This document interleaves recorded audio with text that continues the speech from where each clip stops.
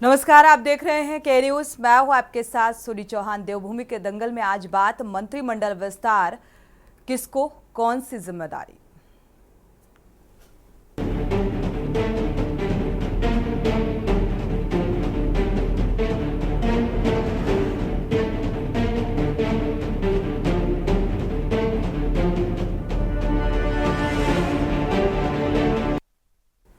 उत्तराखंड में एक बार फिर से मंत्रिमंडल विस्तार और दायित्व बंटवारे की चर्चाएं जोरों पर हैं। दरअसल दिल्ली में बीजेपी की एक बड़ी बैठक हुई और बैठक में कैबिनेट विस्तार और दायित्व बंटवारे पर चर्चा की गई।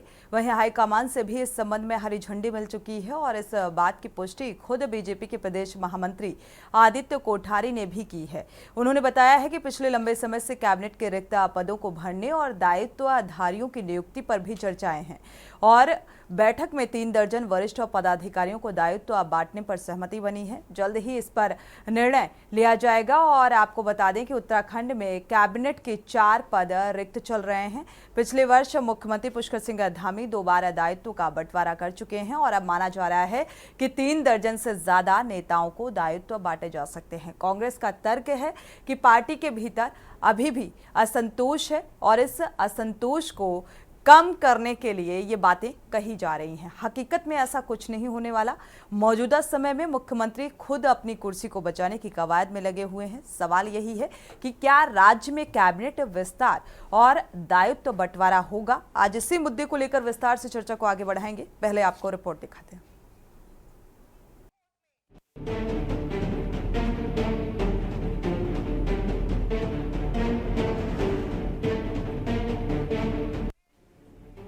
देवभूमि उत्तराखंड में केदारनाथ उपचुनाव से पहले कैबिनेट विस्तार और दायित्व बंटवारा हो सकता है। मुख्यमंत्री धामी को इस संबंध में हाईकमान से भी हरी झंडी मिल चुकी है। वहीं बीजेपी विधायक अपने अपने समीकरण बिठाने में एक बार फिर से जुट गए हैं ताकि उनके हाथ मंत्री की कुर्सी लग सके, जबकि पार्टी के वरिष्ठ नेता भी राज्य मंत्री बनने का सपना संजोने लगे हैं। प्रदेश में दायित्वधारियों को 2 सूची जारी करने के बाद माना जा रहा है कि 3 दर्जन से ज्यादा नेताओं को दायित्व बांटे जा सकते हैं। इस बीच राज्य में नेतृत्व परिवर्तन की भी खबरें तेज हो गई हैं। बहुत मुख्यमंत्री हैं, संगठन बहुत बढ़िया चल रहा है, उनके नेतृत्व में उत्तराखंड विकास कर रहा है। और बदलने की बात मेरे ख्याल आप कहीं से कहां जुड़े हो, किससे जुड़े हो, मुझे मालूम नहीं। अभी हाल में अपने प्रदेश नेतृत्व की बैठक हुई है और उस बैठक में ये परामर्श हुआ, ये चर्चा हुई है कि कैबिनेट के रिक्त पदों को भरना और प्रदेश के अंदर ऐसे हमारे बहुत सारे सीनियर नेता हैं जो समाज के क्षेत्र में किसी विषय के क्षेत्र में लगातार लंबे समय से काम कर रहे हैं। उनको राज्य सरकार में दायित्वधारी के रूप में नियुक्त करने का विषय है। इन दोनों विषयों पर चर्चा हुई है और जानकारी मिली है कि सरकार में कैबिनेट के रिक्त पदों को भी भरने के विषय में यथाशीघ्र भरने का निर्णय हुआ है और राज्य में दायित्वधारियों की नियुक्ति पर भी चर्चा हुई है। मुझे लगता है कि करीब 3 दर्जन वरिष्ठ पदाधिकारियों को दायित्वधारी के रूप में जो है नियुक्ति करने का उस पर निर्णय हुआ है, सहमति बनी है। तो उम्मीद करते हैं कि यथाशीघ्र उस पर जो है नियुक्तियां होंगी और इससे कार्यकर्ताओं में भी एक सकारात्मक संदेश जाएगा, क्योंकि पार्टी में लंबे समय से लोग काम कर रहे हैं। पार्टी के काम करने के साथ साथ में वो विभिन्न क्षेत्रों में भी काम कर रहे हैं। आपको बता दें कि उत्तराखंड में कैबिनेट के 4 पद रिक्त चल रहे हैं। पिछले वर्ष मुख्यमंत्री पुष्कर सिंह धामी 2 बार दायित्व का बंटवारा कर चुके हैं। वहीं अब माना जा रहा है कि 3 दर्जन से ज्यादा नेताओं को दायित्व बांटे जा सकते हैं। वहीं कांग्रेस का तर्क है कि पार्टी के भीतर भारी असंतोष है और इस असंतोष को कम करने के लिए ये बातें कही जा रही हैं। हकीकत में ऐसा कुछ नहीं है। मौजूदा समय में मुख्यमंत्री खुद अपनी कुर्सी को बचाने की कवायद में लगे हुए हैं। देखिए, कोई कैबिनेट का विस्तार करने का मुख्यमंत्री पुष्कर सिंह धामी जी का इरादा नहीं है। ये तो जो असंतोष व्याप्त हो रहा है विधायकों में, उसको साधने के लिए बार बार गाजर लटकाई जाती है। ऐसी गाजर हमने उस समय भी संगठन को लटकाते हुए देखा जब दायित्वधारियों को दायित्व बांटने की बात हो रही थी। तो एक नहीं 10 बार अनाउंसमेंट किया गया कि दायित्व जल्दी बांटे जाएंगे, लेकिन नतीजा सिफर रहा। उसी तरह से अब मुख्यमंत्री भी अपनी कुर्सी बचाने की पूरे कवायद शिकायत कर रहे हैं, उनकी खुद की कुर्सी जो है खतरे में बताई जा रही है। अफवाहों का बाजार गर्म है कि बहुत जल्दी तब्दीलियां हो सकती हैं, यहाँ नेतृत्व परिवर्तन हो सकता है। ऐसे में मंत्रिमंडल का विस्तार करने का उनका कोई इरादा नहीं है। और जो मंत्रिमंडल के सदस्य हैं, जो मंत्री ऑलरेडी अपनी पोजीशन पर हैं, वो कितना अपने विभागों को और मंत्रालय को संभाल रहे हैं। भ्रष्टाचार में व्याप्त हैं सारे विभाग, और ऐसे में ये नए मंत्री मिल भी जाएंगे तो क्या फायदा होगा उत्तराखंड का, और अगर नहीं भी मिलते तो कोई नुकसान नहीं। मंगलुरु और बद्रीनाथ में तो सरकार पर चपात पड़ी गई है। बड़े बड़े ख्वाब इन लोगों ने देखे थे और बड़े बड़े इन्होंने इवन की सुनने में तो यह कि राजेंद्र भंडारी जी को आश्वासन दिया था कि तुम यहाँ से त्याग पत्र दो जब वो भाजपा में शामिल हुए और तुमको हम कैबिनेट मंत्री बनाएंगे। इस तरह का उनको आश्वासन दे कि राजेंद्र भंडारी जैसा व्यक्ति जो है जल्दी से भाजपा की सदस्य ग्रहण नहीं करता। अब इनकी अब जहाँ रही बात अब इनकी कि हाँ भाई कैबिनेट का विस्तार करना है, सरकार के लगभग 2 वर्ष पूरे हो चुके हैं और कैबिनेट विस्तार करने में लगभग 2 वर्ष इनको लग रहे हैं। कई चीज़ों को इनको देखना है, कई चीज़ें होती हैं। अब आगामी जो चुनाव केदारनाथ का आ रहा है, ये भी एक अग्नि परीक्षा उनकी आ रही है। उनके ऊपर भी कई आप खुद शंकराचार्य जी ने 228 किलो सोना की चोरी का आरोप इन पे लगा दिया है। हकीकतें वो दिखी भी है, अखबारों के माध्यम से कुछ उस समय दिखा भी था वहाँ पे। अभी भी वहाँ पे भाजपा का नेता जो है पूर्व विधायक मनोज रावत जी ने सीधे आरोप लगा दिया, उनको चुनौती उनको दे दी है। देखिए, हमारे राज्य में 4 कैबिनेट मंत्रियों का काफ़ी लंबे समय से रिक्त चल रहा है, लेकिन मंत्रिमंडल का गठन माननीय मुख्यमंत्री जी का, हमारे केंद्रीय नेतृत्व का विशेषाधिकार है। इसलिए इस पर भविष्य में कब और क्या निर्णय होगा ये आदरणीय मुख्यमंत्री जी और केंद्रीय नेतृत्व ही बता पाएगा। कुल मिलाकर राज्य में एक बार फिर मंत्रिमंडल विस्तार और दायित्व बंटवारे की चर्चाएं शुरू हो गई हैं। पिछले लंबे समय से पार्टी के वरिष्ठ नेता इसका दावा तो कर रहे हैं, लेकिन अब तक इस पर अंतिम निर्णय नहीं लिया जा सका है। ऐसे में सवाल ये है कि क्या एक बार फिर पार्टी के नेताओं का दावा हवा हवाई है? क्या पार्टी के भीतर पनप रहे भारी असंतोष को ऐसी खबरों से शांत किया जा रहा है? आखिर क्यों मुख्यमंत्री इतने समय बाद भी इस संबंध में निर्णय नहीं ले पा रहे हैं? सवाल ये भी है कि क्या 3 दर्जन नेताओं को दायित्व बांटने और मंत्रिमंडल विस्तार से राज्य पर वित्तीय बोझ नहीं बढ़ेगा? Uttarakhand desk report.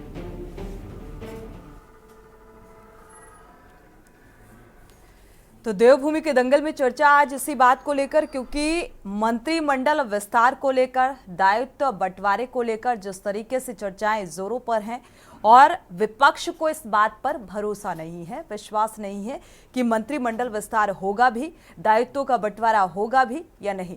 इसी से चर्चा की शुरुआत करते हैं। हमारे साथ खास मेहमान जुड़ चुके हैं, आपका परिचय करा देते हैं। कुंवर जपेंद्र सिंह जी हैं बीजेपी से, आपका बहुत बहुत स्वागत है इस चर्चा में शामिल होने के लिए। आशीष नौटियाल जी हैं कांग्रेस प्रवक्ता, आपका बहुत बहुत स्वागत है इस चर्चा में शामिल होने के लिए।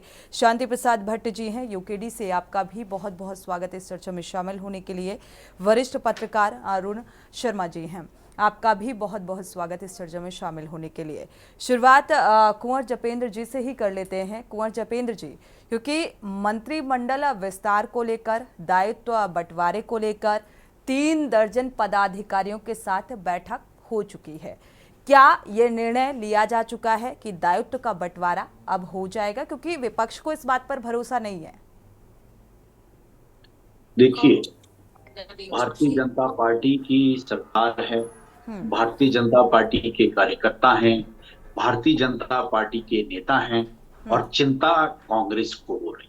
अच्छी बात है, क्योंकि कांग्रेस ये बहुत अच्छी तरह जानती है कि अब शायद भविष्य में उत्तराखंड की जनता का भरोसा हासिल करना बहुत दूर की कौड़ी है। और जैसे अभी हम सुन रहे थे अपने किसी कांग्रेस के साथी का वक्तव्य, तो उनका कहना था कि राजेंद्र भंडारी जी को कैबिनेट मंत्री, वो तो कैबिनेट मंत्री बनने के लिए हमारे पास यहाँ है। तो ये परंपरा कांग्रेस की थी।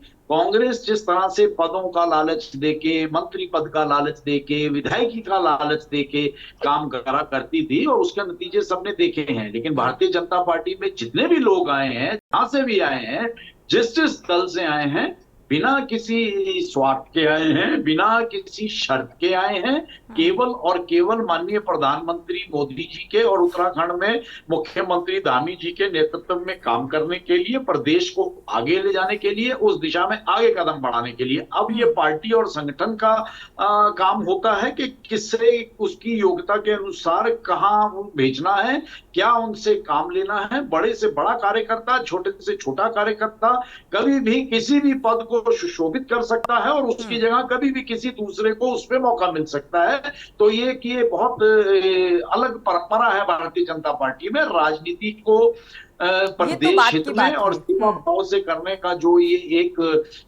नया राजनीतिक जो आयाम है, तो वो केवल भारतीय जनता पार्टी में ही दिखाई देता है, अन्य दलों में नहीं। तो सब अपनी अपनी चिंता करें। भारतीय जनता पार्टी की संगठन और सरकार अपने लोगों की, अपने कार्यकर्ताओं की चिंता करने के लिए काफी है और वो करती भी। ठीक है, ये तो जतिन जी बात की बात है कि भाई छोटे कार्यकर्ता जो सबसे ज्यादा मेहनत करते हैं और उनको कितनी बड़ी जिम्मेदारी भारतीय जनता पार्टी देगी, कौन सा दायित्व देगी, ये तो देखना दिलचस्प होगा। क्योंकि अगर भारतीय जनता पार्टी इस तरीके का वक्तव्य भारतीय जनता पार्टी की तरफ से निकलकर सामने आ रहा है, जतिन जी आपने जो बात कही, तो ये वाकई काबिले तारीफ है। लेकिन होता कितना है असल मायने में, ये भी देखना होगा। आशीष नौटियाल जी का रुख कर लेते हैं। आशीष नौटियाल जी, मंत्रिमंडल विस्तार को लेकर आखिर क्यों ऐसा लग रहा है विपक्ष को कि ये सिर्फ हवाई बातें हैं, असंतोष है और खुद जो उत्तराखंड के सीएम हैं वो अपनी कुर्सी बचाने में लगे हैं?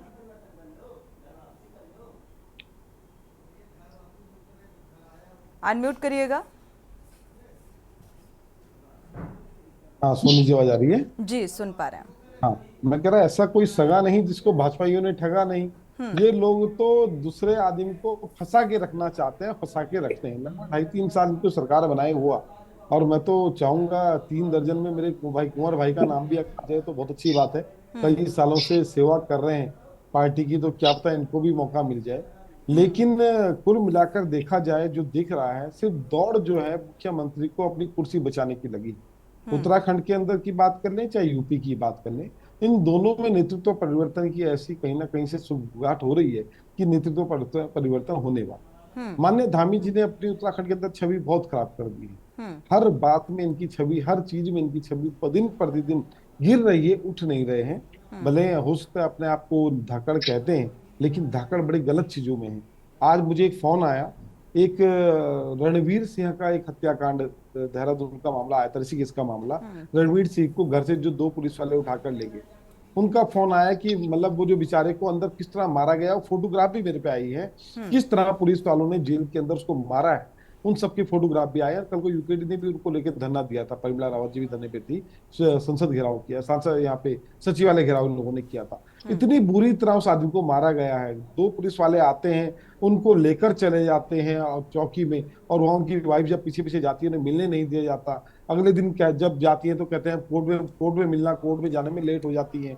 उसके बाद अगले दिन पता लगता है कि वो जब मिलने का थोड़ा सा समय मिलता है तो बताते हैं कि मेरे बहुत दर्द हो रहा है, इन्होंने बहुत मारा है मुझे, और उसके बाद आपको उनकी मौत हो जाती है जेल के एक बात है तो विपक्ष को, आशीष नौटियाल जी आपकी बात से एक बात तो साफ हो गई कि विपक्ष अपने अस्तित्व को और कैसे मजबूत बनाए इस दिशा में सोचने की बजाय भारतीय जनता पार्टी के अंदर क्या चल रहा है इस ओर पूरा फोकस है। जिस तरीके से विपक्ष, बता रहा हूँ, ये इसलिए नहीं बता रहा हूँ जी, एक पीड़ा है एक आदमी की जो हमें फोन करके बोल रहा है, उसका भाई जो बेचारा रणवीर मरा है, उसका भाई में फोन करके बोल रहा है कि मैं डीएम के पास चले गया, चौकी में लिखा दिया, कोई सुनवाई नहीं है।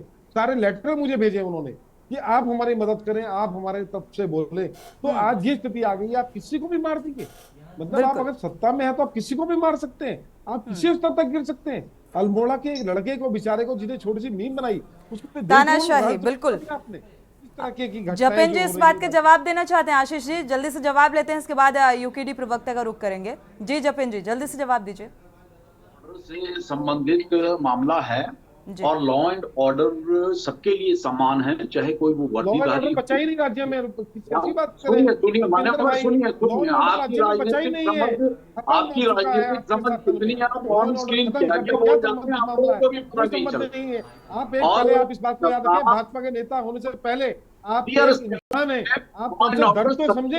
वो बंदा कह रहा है कि मुझे भाजपा के नेताओं से बात करने को सुनने को तैयार नहीं है और इसने हमें फोन किया। वो तो सही भारत देगा किसी को, चाहे कोई भी हो, चाहे सामान्य नागरिक हो या कोई उच्च अधिकारी हो या पुलिस अधिकारी हो, लॉ एंड ऑर्डर की सिचुएशन सबके लिए समान है। लॉ एंड ऑर्डर चलिए, समान है तो समान तरीके से भी कार्रवाई होनी चाहिए। जपेन जी, अगर ये सवाल विपक्ष उठा रहा है तो वाकई कितना चुस्त और दुरुस्त है कानून व्यवस्था, इस पर सवाल उठता है। भारतीय जनता पार्टी के प्रवक्ता अगर कह देंगे कि भाई भारतीय जनता पार्टी ईमानदारी से काम कर रही है तो वो 100% सच नहीं हो जाता है। यूकेडी प्रवक्ता का रुख कर लेते हैं, वापसी करेंगे शांति प्रसाद भट्ट जी का। मंत्रिमंडल विस्तार को लेकर क्या लगता है यूकेडी को, होगा भी दायित्वों का बंटवारा या फिर महज एक माहौल क्रिएट किया जा रहा है? देखिए, निश्चित रूप से सोनी जी, देवभूमि के दंगल में आप जो चर्चा कर रही हो जी, ये लोकतंत्र के ऊपर बड़ा प्रश्न चिन्ह भारतीय जनता पार्टी ने उत्तराखंड में खड़ा किया है। लोकतंत्र में अगर पूर्ण बहुमत की सरकार अपना कैबिनेट का कोरम पूरा नहीं कर पा रही है तो ये समझा जा सकता है कि लोकतंत्र उत्तराखंड में खत्म हो चुका है। लगभग 2 वर्ष होने वाले हैं भारतीय जनता पार्टी की सरकार को। ऐसे में अगर अभी तक 4 कैबिनेट मंत्रियों की कमी है तो ये बताया जा सकता है कि वर्तमान मुख्यमंत्री जो है केंद्र के दबाव में अपने यहाँ पर जो है कैबिनेट मंत्रियों का विस्तार नहीं कर पा रहे हैं। दूसरी बात, कार्यकर्ताओं में जो निराशा अभी 2 चुनाव हारने के बाद भाजपा में आई है तो उनको निश्चित रूप से ऑक्सीजन देने के लिए उनको भी लालच दिया जा रहा है कि आपको कैबिनेट राज्य मंत्री का जो दर्जा दिया जाएगा। सवाल फिर वही खड़ा होता है कि उत्तराखंड के अंदर तुम्हारे से कैबिनेट नहीं बनाई जा रही है, कैबिनेट लोकतांत्रिक निर्णय नहीं ले पा रही है, जनता सड़कों पे आंदोलन कर रही है। आज ही बेरोजगार संघ का आंदोलन था। कल रणवीर इनकाउंटर को लेकर उत्तराखंड की सड़कों पर एक ही आवाज उठ रही थी कि एक रणवीर जो उत्तर प्रदेश का था उसकी हत्या होती है तो सीबीआई जांच यही भारतीय जनता पार्टी कराकर अपराधियों को जेल डालती है, 18 पुलिस वालों को उम्र कैद होती है। दूसरा, उत्तराखंड का मूल निवासी रणवीर, उसका इनकाउंटर, उसको जो है पुलिस मारती है, वो मर जाता है, उसके लिए यहाँ पर एसआईटी जांच तक नहीं होती। इससे पता चलता है कि देवभूमि के मूल निवासियों की क्या दुर्गति उत्तराखंड के अंदर इस भाजपा शासन में हो चुकी है कि वो न्याय के लिए सड़कों पे आंदोलन कर रहे हैं। ना पुलिस सुन रही है, ना सरकार सुन रही है। ऐसे में ये कैबिनेट विस्तार करें, लाल बत्तियां बांटें, इससे उत्तराखंड का क्या भला होने वाला है? सोनी जी, सबसे बड़ी चिंता का विषय यह है कि भारतीय जनता पार्टी जो अपने आप को सनातन धर्म की पार्टी कहती है और सनातन धर्म को बचाने के लिए सनातन धर्म के सर्वोच्च गुरु शंकराचार्य आज घूम घूम कर कह रहे हैं कि राजनीतिक विमान पार्टी है, ये चंदा चोर पार्टी है, ये सोना चोर पार्टी है। जब ये घोड़े खच्चरों पर फोटो खिंचवा के कह रहे थे कि इतने 18 खच्चर सोना आ रहा है, जब अखबार बड़े बड़े छाप रहे थे कि केदारनाथ में इतना सोना का जो है आगमन हो चुका है, ट्रकों की जांच हो रही है, ट्रक बड़ी सुरक्षा के साथ आ रहे हैं, तब ना केदार मंदिर के किसी नेता ने जो है कभी खंडन नहीं किया। जब शंकराचार्य आरोप लगा रहे हैं तो इनके नेता कूद कर कह रहे हैं कि नहीं वहां कोई सोना चोरी नहीं हुआ, कोई सोना नहीं आया। नहीं, बात तो ये भी कही गई ना, अगर इस मसले की बात की जाए, हालांकि ये मुद्दा नहीं है, लेकिन इस मुद्दे पर अगर बात की जाए तो इसमें ये कहा गया है ना कि सबूत के आधार पर इसके सबूत अगर हैं तो उनको सामने रखिए, उस आधार पर आगे बातचीत, इस पर सुनवाई होगी या सुप्रीम कोर्ट तक ये मसला जाएगा। इस तरीके की बातें निकलकर सामने आई, अगर आपने सुनी होंगी। शांति जी, मैं वही बात कह रहा हूं कि यदि शंकराचार्य जी जो आरोप लगा रहे हैं यदि वो गलत है तो कार्रवाई करो ना, बताओ ना कि वो 18 खच्चर जो बिल्कुल शंकराचार्य जी को सबूत देना चाहिए ना। आरोप लगाना, आप यूकेडी से हैं और आप आरोप लगा रहे हैं भारतीय जनता पार्टी के ऊपर, या विपक्ष का काम है ऐसे मसलों को उठाना, ठीक है, लेकिन अगर कोई सबूत नहीं है शांति प्रसाद जी, तो बिना सबूत के वो मसला कैसे हल होगा, बताइएगा जरा। मैं कह रहा हूं कि भारतीय जनता पार्टी कितनी जो 2 साल में अपने कैबिनेट का कोरम पूरा नहीं करती। ठीक है, बिल्कुल, मंत्रिमंडल विस्तार को लेकर इसलिए विपक्ष सवाल उठा रहा है क्योंकि विपक्ष को उम्मीद नहीं है कि मंत्रिमंडल विस्तार से कुछ बदलाव होगा उत्तराखंड में। सीधे रुख करते हैं अरुण शर्मा जी आका, वरिष्ठ पत्रकार हमारे साथ जुड़े हुए हैं चर्चा में। अरुण शर्मा जी, मंत्रिमंडल विस्तार को लेकर इतना हो हल्ला क्यों? विपक्ष को भरोसा नहीं इस बात पर और एक माहौल बनाने की कोशिश क्या महज की जा रही है, या वाकई दायित्वों का बंटवारा होगा? लगता है कि ये भाई 4 पद जो रिक्त पड़े हुए हैं इनको फुलफिल किया जाएगा? सोनी जी देखिए, क्योंकि मंत्रिमंडल का मसला जो है वो किसी व्यक्तिगत पॉलिटिकल पार्टी से रिलेटेड नहीं है, पूरे प्रदेश का मसला है। बिल्कुल। और पूरे प्रदेश की जनता पिछले 3 सालों से ये इंतजार कर रही है कि कब उत्तराखंड का मंत्रिमंडल एक पूर्ण स्वरूप हासिल करेगा। क्योंकि पिछली गवर्नमेंट में त्रिवेंद्र जी के टाइम पे भी मंत्रिमंडल में पद रिक्त रह गए थे, और जब से धामी जी आए हैं, धामी जी को लगभग 3 साल से ज्यादा हो गए, और 3 साल से ये पद रिक्त होना निश्चित तौर पर, देखिए ये बीजेपी के जो विधायक हैं उनकी ख्वाहिश तो है कि उनको मंत्रिमंडल में स्थान मिले, बिल्कुल, लेकिन इस प्रदेश की जनता भी ये चाहती है कि मंत्रिमंडल का स्वरूप पूरा हो, जिससे कम से कम जो पद मुख्यमंत्री जो पदों का बोझ अपने सिर पर लादे घूम रहे हैं, कम से कम वो हल्के हो जाए, बिल्कुल, और दूसरे नए मंत्रियों को काम करने का मौका मिले। और हमारे यहाँ 24 साल इस राज्य को बने हुए हो गए हैं, अधिकांश मंत्रिमंडल पूरे रहे हैं, उसमें नए भी रहे हैं, लोग पुराने भी रहे हैं, और एक इस तरह का संतुलन बैठाया जाता है कि नए और पुरानों का संतुलन बैठे ताकि नए लोगों को अनुभव मिले, पुरानों को देख के सीखे। और देखिए ये एक प्रक्रिया है, ये संवैधानिक प्रक्रिया है, ये पालन करना पड़ेगा, इससे पॉलिटिकल पार्टी का कोई मसला नहीं। अब ये कांग्रेस का कहना कि नहीं करेंगे या करेंगे, ये देखिए ये भारतीय जनता पार्टी, और जैसा मैं बाइट सुन रहा था मनवीर चौहान की, जो प्रदेश मीडिया प्रभारी है, कि मुख्यमंत्री और हाईकमान का प्रोरोगेटिव है जी, उनका अधिकार है कि वो किसे करते हैं। दूसरी चीज, हमारे यहाँ कभी भी कोई मंत्रिमंडल हो 24 साल में, चाहे वो कांग्रेस का हो या भारतीय जनता पार्टी का, इनमें मुख्यमंत्री की हैसियत मंत्री बनाने की नहीं है। ये केंद्र तय करता है कि मंत्री कौन बनेगा। बिल्कुल, और केंद्र से बाकायदा लिस्ट आती है, क्योंकि भारतीय जनता पार्टी और कांग्रेस दोनों के जो शीर्षस्थ नेता है वो दिल्ली में बैठे हैं, बिल्कुल, वो तय करते हैं। वो देखिए सारी परिस्थिति को देख के, सामाजिक, अभी जपिन जी ने एक बात कही थी अरुण शर्मा जी, आपने सुना होगा, जपिन जी ने कहा कि भाई जो कार्यकर्ता हैं भारतीय जनता पार्टी के, उनको भी एक जिम्मेदार पद दिया जाएगा, और आपको पता है एक अनुभवी हैं तो जाहिर सी बात है कार्यकर्ताओं को कितनी एड़ियां घिसनी पड़ जाती हैं, और लगता है कि एक ऐसा जिम्मेदार पद दिया जाएगा भारतीय जनता पार्टी की तरफ से। सोनी जी बिल्कुल, मुझे लगता है कि अब वो वक्त आ गया है, क्योंकि देखिए आप बार बार जो नेतृत्व परिवर्तन की जो चर्चा हो रही है, मुझे नहीं लगता कि इसमें कोई ठोस आधार है। क्योंकि हालांकि मैं ये भी कह रहा हूं कि ये भारतीय जनता पार्टी का रिकॉर्ड है इस राज्य में कि कभी उन्होंने अपने मुख्यमंत्री को पूरा कार्यकाल नहीं करने दिया। ये रिकॉर्ड है, चाहे आप त्रिवेंद्र मंत्रिमंडल की बात कर लीजिए, खंडूरी मिशन की बात कर लीजिए, या उससे पहले बात कर लीजिए नित्यानंद स्वामी और कोश्यारी जी। कभी भी भारतीय जनता पार्टी के किसी मुख्यमंत्री ने कार्यकाल अपना पूरा नहीं किया, वो बीच में ही कोई दूसरा आदमी टपक गया।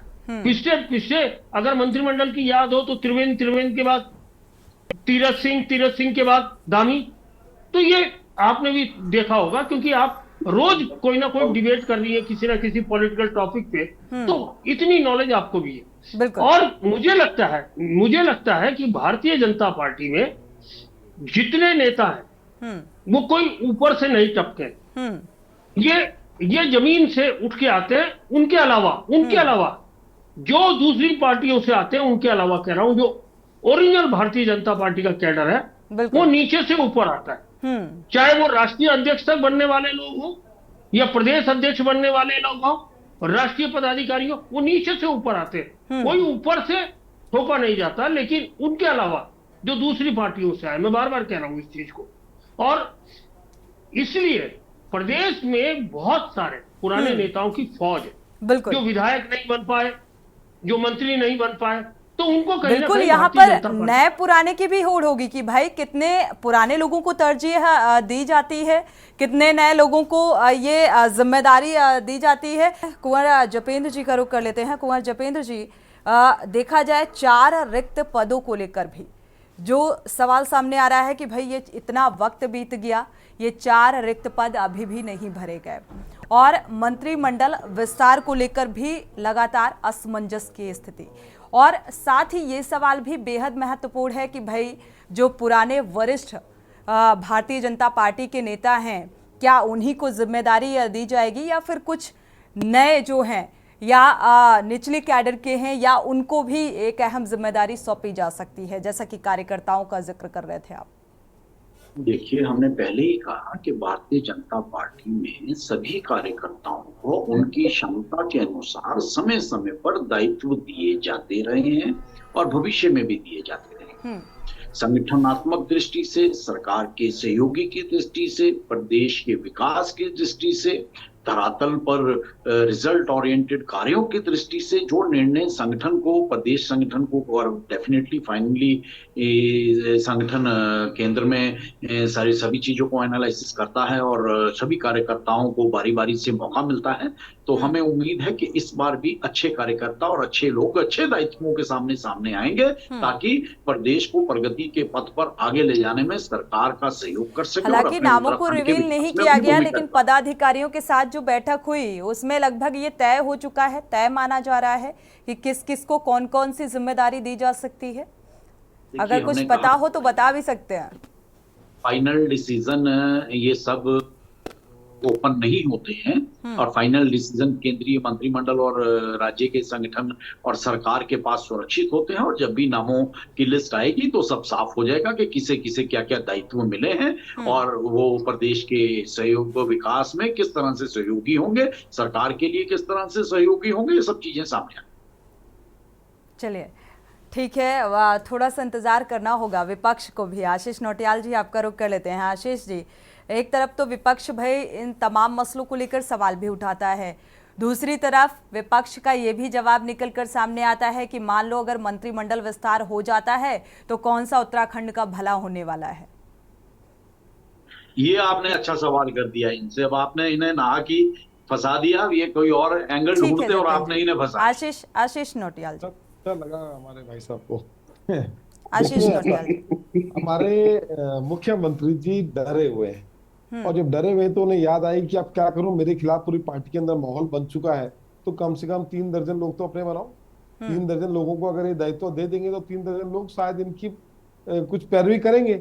अभी तक 3 साल तो इन्होंने अपने कार्यकर्ताओं को ठग के रखा, हर विभाग में खुद ही बैठे थे सब कुछ करने के लिए। अब लास्ट में जब इन्हें लगा कि भैया तो दिल्ली की दौड़ शुरू हो गई, अब माहौल बदल रहा है, मुख्यमंत्री बनने का समय भी आ गया, क्योंकि या तो 2.5 साल के कॉन्ट्रैक्ट चलते हैं, तो मुख्यमंत्री का लगभग कॉन्ट्रैक्ट खत्म होने वाला है। अब इन्हें इसलिए लगा कि हमें विस्तार कर देना चाहिए। तो कुल मिला के देखिए, अगर ये जनता के साहूकारों से थोड़ा भी मतलब होता तो ये लोग पहले ही अपने जो मंत्री बना लेते, जिनकी जो आवश्यकता थी हमें, जो ये कैबिनेट विस्तार नहीं कर पाए। और अगर जरूरत है और राज्य हित के लिए राज्य मंत्री बनाना आवश्यक है तो आज से पहले ही बना देने चाहिए थे, क्योंकि राज्य हित सर्वोपरि है। तो अपना हित मत देखो, सबसे पहले राज्य का हित होना चाहिए। अगर राज्य मंत्रियों की जरूरत है तो आप शुरू में बना देते, राज्य का हित तो होता। आज जब आपकी कुर्सी जा रही है तो आप ढूंढ रहे हैं कि हम 3 दर्जन लोग कौन लाए जो मेरी पैरवी कर पाए, तो सिर्फ अपनी कुर्सी बचाने के लिए मुख्यमंत्री जी कर रहे हैं। अभी कितने दिन और गुमराह कर पाते हैं, क्या करते हैं। अभी तो देखो पीछे 2 लिस्टें आई थी, 10-10 की लिस्ट आ रही थी, ऐसे इतने बड़े टुकड़ों में आ रही थी। अब पहली बार 3 दर्जन एक साथ इन्होंने बोले हैं, तो इसका मतलब ये लोग कुछ चाह रहे हैं करना। बाकी मुख्यमंत्री जी को मैं सिर्फ ये कहना चाहूंगा, राज्य हित सर्वोपरि है। राज्य हित के लिए आपको जो अच्छा लगता है, जो हो सकता है, चलिए ठीक है। फिलहाल आशीष नौटियाल जी, मेरे सवाल का जवाब नहीं था। शांति प्रसाद जी का रुख कर लेते हैं। बुरा लगा इस चीज को देखकर, किस तरह से आप लोगों ने इस तरह से एक निर्दोष की हत्या हो जाती है और कोई सुनवाई नहीं है, तो ये सब काम बंद होने चाहिए। तो यही हम चाहते हैं। बाकी मुख्यमंत्री जी अच्छा करें राज्य के लिए तो अच्छा होगा, हम चाहते हैं अच्छा होना चाहिए। शांति प्रसाद जी, मंत्रिमंडल विस्तार उत्तराखंड के लिए जरूरी भी है और एक प्रक्रिया भी है जो कि होती ही है। और जिस तरीके से अभी कांग्रेस का बयान आपने भी सुना होगा अभी रिपोर्ट के दौरान, रिपोर्ट जब चल रही थी, तो क्या लगता है कुछ ऐसे नए मंत्री या ऐसे व्यक्ति को जिम्मेदारी दी जाए, अगर मंत्रिमंडल में शामिल किया जाए तो जाहिर सी बात है उत्तराखंड का कुछ भला होने की उम्मीद। सही बात कही आपने। जी जी, शांति लोकतंत्र में ये मानक बनाए हुए हैं कि 70 विधायक हैं तो 12 कैबिनेट होनी चाहिए, और अगर ये कैबिनेट नहीं बन पाई है तो इसके पीछे सबसे बड़ा कारण है जितनी अव्यवस्था रहेगी उतना भ्रष्टाचार करने में आनंद आएगा। अब आप बता दीजिए कि जब आपसे कैबिनेट तैयार नहीं हो पा रही है, जब आप डबल इंजन की सरकार हो, प्रचंड बहुमत आपको मिला है, सोचिए अगर आपको कहीं मिलीजुली सरकार बनानी पड़ती तब तो आप ये कहते कि हमारे पास सरकार कमजोर है इसलिए नहीं कर पा रहे। मैं पूछना चाहता हूं आपके माध्यम से, जब प्रचंड बहुमत है और तब आप कैबिनेट पूरा नहीं कर पा रहे हो, तो ये तो साबित हो रहा है कि भारतीय जनता पार्टी सरकार चलाना नहीं जानती, भ्रष्टाचार पर इनका ध्यान है। अब क्योंकि 2 चुनाव हार गए तो अब इनको ये डर लग रहा है कि कहीं मुख्यमंत्री की कुर्सी ना चली जाए, इसलिए अब वो लॉबिंग पे लग गए, अब राज्य मंत्री भी देंगे। अगर आपको वाकई राज्य विकास के लिए राज्य मंत्रियों की आवश्यकता थी तो 2 साल पहले क्यों नहीं? आखिर ये सवाल हमारा जो करने का है उसके पीछे सिर्फ एक लॉजिक है कि जो भारतीय जनता पार्टी सुशासन की बात करती है, ईमानदारी की बात करती है, इनकी ईमानदारी पर उंगली इसी बात पर उठती है कि जो भ्रष्ट पार्टी अपना कैबिनेट कोरम पूरा ना कर सके, समझ लीजिए इस राज्य को लूटने के लिए दोनों हाथों से उन्होंने क्या क्या नहीं कर दिया। तीसरी बात, मुख्यमंत्री का काम फाइलों के पीछे बैठना नहीं होता, मुख्यमंत्री का काम होता है कि जहां व्यवस्थाएं नहीं है उस व्यवस्थाओं को ठीक करना। मगर दुर्भाग्य की बात है सारी फाइल मुख्यमंत्री लेके बैठे हैं, सारे विभाग मुख्यमंत्री लेके बैठे हैं, मुख्यमंत्री कार्यालय में जाओ तो फाइल के पीछे मिलते हैं हमेशा। हम कुछ कहना चाहेंगे। जपेन जी आते हैं। केवल आप अपने स्तर पर जिस भ्रष्टाचार के आरोप लग रहे हैं उसकी आप पुष्टि कर रहे हो। यही कारण है कि मुख्यमंत्री कार्यालय बेईमानी के उसमें आरोपों में घिरा हुआ है, मुख्यमंत्री चुप है। मैं पूछना चाहता हूं अगर लॉ एंड ऑर्डर डिस्टर्ब है, बात का जवाब ले लें शांति प्रसाद जी। मैं पूछना चाहता हूं अगर बेरोजगारों के साथ सवाल खड़े हो रहे हैं तो मुख्यमंत्री जी क्या कर रहे हैं? बिल्कुल बिल्कुल जपेन जी, कैबिनेट का फोरम जो है वो अधूरा अभी तक क्यों, इतना लेट लतीफी क्यों? शांति प्रसाद जी को जो सुना रहे थे। आज देश में 70% राज्यों में भारतीय जनता पार्टी की सरकार काम करती है और जनता की पहली पसंद बनी। और एयूकेडी के ये हमारे प्रवक्ता साथी, इनका तो वो हाल है नाच ना जाने आंगन टेढ़ा, एक विधायक जिता के ला नहीं सकते। प्रदेश की जनता इन पे भरोसा नहीं करती है, बातें देखिए कितनी बड़ी बड़ी, और एक विधायक इनका जनता चुन के नहीं देती। जनता को इनकी हरकतों का पता है, जब तक और अब ये भाजपा में जपेन जी हम आज भी उत्तराखंड ठीक है। शांति प्रसाद जी आपकी बात पूरी हो चुकी है। जपेन जी सुनिएगा जरा, अच्छी बात है जनता ने जन समर्थन भारतीय जनता पार्टी को दिया, लेकिन उस बात का घमंड भारतीय जनता पार्टी को नहीं होना चाहिए और ये नहीं बोलना चाहिए। जी क्या जी, ये आपका क्या सवाल है सोनी जी? सवाल नहीं, भारतीय जनता पार्टी को अगर उत्तराखंड वासियों ने, देश की जनता ने एक बार फिर से सत्ता में काबिज किया तो मुझे लगता है भारतीय जनता पार्टी को भी इस बात का घमंड नहीं होना चाहिए। घमंड नहीं है, हमें घमंड नहीं है, हम अपने दायित्व को समझते हैं, हम अपनी जिम्मेवारियों को समझते हैं, हम समझते हैं कि हमारे ऊपर जिम्मेवारियों का बोझ ज्यादा डाला है। तो फिर ये सवाल क्यों? और उसी दृष्टि से मुख्यमंत्री काम कर रहे हैं, प्रदेश सरकार काम कर रही है कि तो फिर ये सवाल क्यों निकलकर सामने आ रहा है कि भाई उत्तराखंड के सीएम अब अपनी कुर्सी बचाने में लगे हैं तो मंत्रिमंडल का विस्तार कैसे होगा? कुर्सी बचाने में कौन लगा है? कुर्सियां तो बची हुई हैं भारतीय जनता पार्टी। असंतोष है भारतीय जनता पार्टी में, ये तो विपक्ष कह रहा है। सोनी जी, ये कांग्रेस की सरकार नहीं है जिनके पाए हिलते रहते हैं, ये भारतीय जनता पार्टी की सरकार है, स्थिर सरकार है, प्रोग्रेसिव गवर्नमेंट है और निश्चित तौर पर उत्तराखंड में अरुण शर्मा जी का रुख कर लेते हैं के अनुसार प्रदेश को आगे ले जाने की दिशा में ईमानदारी से प्रयासरत है। उत्तराखंड का कितना प्रोग्रेस अरुण शर्मा जी आप देख पा रहे हैं? भारतीय जनता पार्टी की सरकार है, डबल इंजन की सरकार है, और यहाँ पर जो विपक्ष कह रहा है कि भाई भारतीय जनता पार्टी में ही असंतोष है, और यही सवाल कांग्रेस के लिए हुआ करता था अभी तक और आज भी है कि भाई कांग्रेस पार्टी में एकजुटता नहीं है। अब भारतीय जनता पार्टी के लिए उन्हीं शब्दों का इस्तेमाल हो रहा है। देखिए सोनी जी, एक बात तो तय है कि आज भारतीय जनता पार्टी का जो मूल कैडर है वो कहीं ना कहीं निराश है जी। और वो इस वजह से निराश है कि बिना हिसाब के बेहिसाब ऐसे लोगों को पार्टी के अंदर भर्ती कर दिया गया। अभी विधानसभा चुनाव के दौरान आपने देखा होगा, बिल्कुल दावा किया जाता था कि 16,000 लोग अन्य पार्टियों से भर्ती कर दिए गए। उसमें अलग अलग लेवल की बात करूं तो अलग अलग लेवल के लोग थे। और उस वजह से जो भारतीय जनता पार्टी का मूल कैडर है, आप देख लीजिए कि उसने लोकसभा चुनाव में जिस तरह काम किया जा सकता था उसने नहीं किया, और इसीलिए जो भारतीय जनता पार्टी 5-5 लाख वोट से जीत का दावा कर रही थी हर सीट में, वो उसके नजदीक भी नहीं पहुंच पाए। आप ये देखिए। बिल्कुल। दूसरी चीज, मुझे कई कार्यकर्ता जो जनता के बीच में कार्य करते थे वो ये बताते थे कि चुनाव के लोकसभा चुनाव में बड़े नेता आते थे और सुबह से शाम तक मीटिंगें करते रहते थे। वो कह रहे कि भाई साहब, हमें तो उन्होंने दफ्तर से बाहर निकलने का मौका ही नहीं दिया, तो हम जनता के बीच में क्या जाते। सुबह से शाम तक कोई ना कोई बड़ा नेता आ रहा है, वो बौद्धिक चला रहा है और अपना ज्ञान बांट रहा है, और उस ज्ञान के चक्कर में वो जो मूल आपका वार्डों के अंदर काम करने वाले लोग थे, अलग अलग समुदाय के अंदर काम करने वाले लोग थे, वो नहीं निकल पाए उन दफ्तरों से बाहर। और निश्चित तौर पर देखिए, मैं बार बार कहता हूं कि जब बड़ा होता है कोई दल तो उसमें बहुत सारी चीजें भी पनप जाती है। अब आप दूसरे दलों से आए हुए लोगों को तो आज आप टॉप पोजीशन में बैठा रहे हो, और अपना दल, अपने दल के लोग जिन्होंने दरी उठाने से लेके, झाड़ू लगाने से लेके, कुर्सी बिछाने से लेके सारे काम आपके किए, आज कहीं ना कहीं वो लोग हाशिए में है। बिल्कुल। तो वो असंतोष है, लेकिन वो असंतोष निचले तबके का है। अगर ऊंचे तबके की बात करें, मतलब ऊपर के लेवल की बात करें, तो कहीं ना कहीं देखिए, वो कहीं ना कहीं अनुशासन के चाबुक से डरे हुए लोग हैं, और इसीलिए भारतीय जनता पार्टी में पब्लिक में चीजें नहीं निकल के आती जैसे कांग्रेस में आ जाती हैं या और दलों में आ जाती हैं।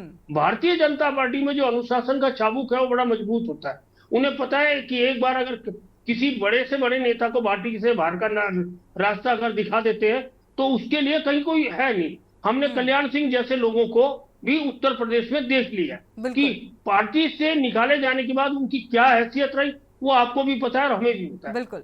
आखिर में क्या हुआ, जी, इसलिए आकलन रिपोर्ट साफ साफ यही बात बता रही है अरुण शर्मा जी। इस बार लोकसभा चुनाव में जो नतीजे सामने आए, भारतीय जनता पार्टी ने जब इसका आकलन किया तो भाई सबसे ज्यादा यही निकलकर सामने आया कि कार्यकर्ताओं की नाराजगी थी, जिसका खामियाजा भारतीय जनता पार्टी को भुगतना पड़ा। और अब क्या कार्यकर्ताओं को खुश करने की एक कवायद के तौर पर इसे देखा जाए जपेन जी?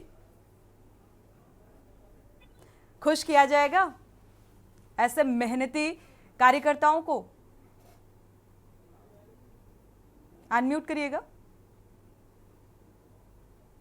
भारतीय जनता पार्टी का कार्यकर्ता ऑलवेज खुश ही रहता है, लेकिन ये एक संवैधानिक मर्यादाएं हैं और संवैधानिक प्रक्रिया के तहत जिस तरह से बाकी प्रदेशों में एमएलसी चुने जाते हैं, यहाँ जहाँ एमएलसी नहीं चुने जाते वहां दायित्व दे दिए जाते हैं, तो निश्चित तौर पर एक सरकार में मंत्रियों की संख्या बहुत सीमित होती है अनुपात के अनुसार, और उन संवैधानिक प्रक्रिया के तहत जिम्मेवार लोगों को, कर्मठ लोगों को, कार्यशील लोगों को, ज्ञानवान लोगों को समय समय पर दायित्व बांटे जाते हैं, और वो सभी दल बांटते हैं। कोई ऐसा तो है नहीं कि भारतीय जनता पार्टी अलग कर रही है, संवैधानिक मर्यादाओं के तहत ही कार्य किए जाते हैं और उन सब लोगों को दायित्व दिए जाने हैं।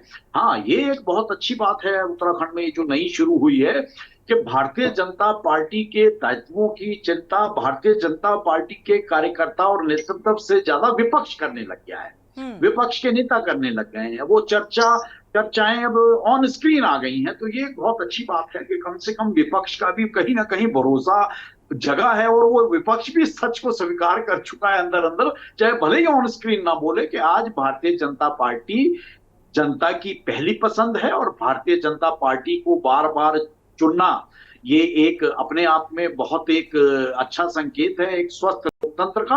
और भारतीय जनता पार्टी इन जिम्मेवारियों को समझती है, इन जिम्मेवारियों के विपक्ष को भी जनता ने बोलने का मौका दिया है, इस बात को भारतीय जनता पार्टी को भी नहीं भूलना चाहिए। अगर विपक्ष आज थोड़ा सा अपने आप को ये समझ रहा है कि भाई थोड़ा सा हम बोलने के लिए सक्षम हुए हैं, थोड़ी सी मजबूती मिली है, तो जाहिर सी बात है वो एक जनाधार ही है।